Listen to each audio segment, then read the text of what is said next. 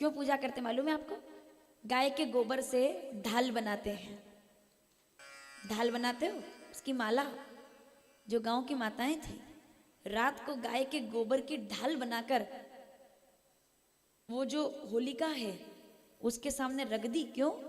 कि हे गाय माता, ढाल बनकर के उस बच्चे की रक्षा करना, हे ईश्वर ढाल बनकर उसकी रक्षा करना।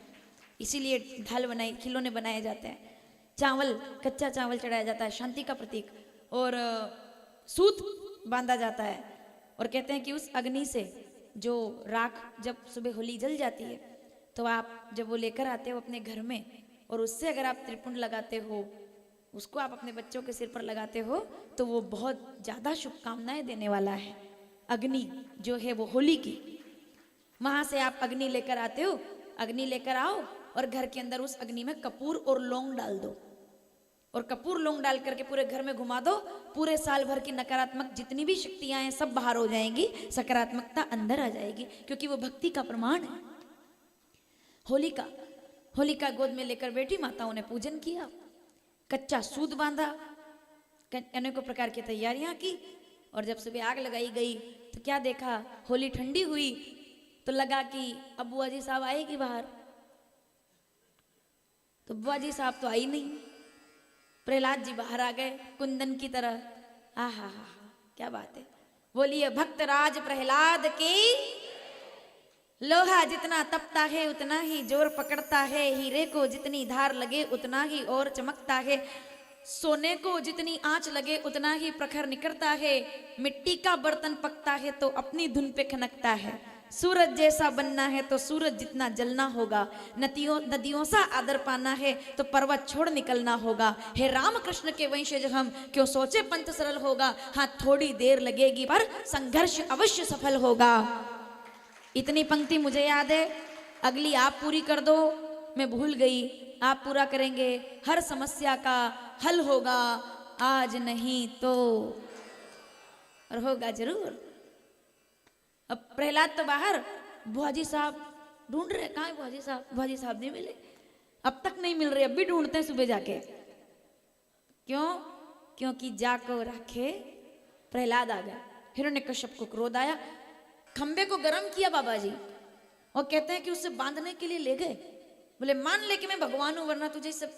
ये शिव पुराण में शरभ अवतार की कथा है।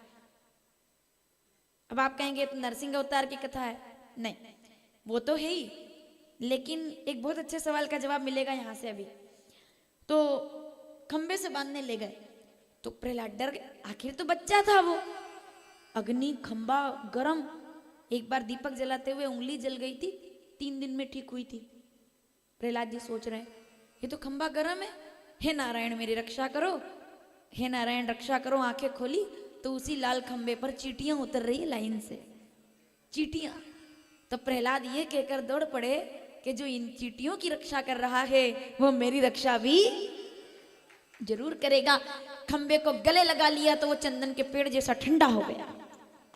हिरण्यकश्यप को क्रोध, ये तूने क्या किया, ये ठंडा कैसे हुआ? बोले पिताजी इसमें मेरा भगवान बैठा हुआ है, मुझे गले लगाए थे।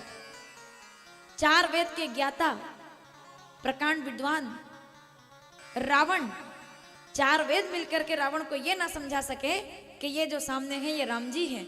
और एक 8 साल के बच्चे ने अपने पिता को विश्वास दिला दिया कि खंबे के अंदर भगवान है, कि इसमें भगवान है, मिलेगा। रावण को राम नहीं दिखे, हिरण्यकश्यप को खंबे में नारायण दिख गए। दोनों में बहुत अंतर है, विश्वास, यकीन। तलवार लेकर दौड़ा, मार डालूंगा विष्णु को। खंबा फटा और उसके अंदर से कुछ नर कुछ सिंह सा प्रगटा रूप विशाल। बोलिए नरसिंह। दहाड़ लगाते हुए हिरण्यकश्यप को पकड़ा, दरवाजे पर लाए, देहरी पर, और छाती को चीर करके उसका उद्धार। ना तो तू दिन, अभी ना दिन है ना रात, शाम का समय है, ना अंदर है ना देहरी पर है।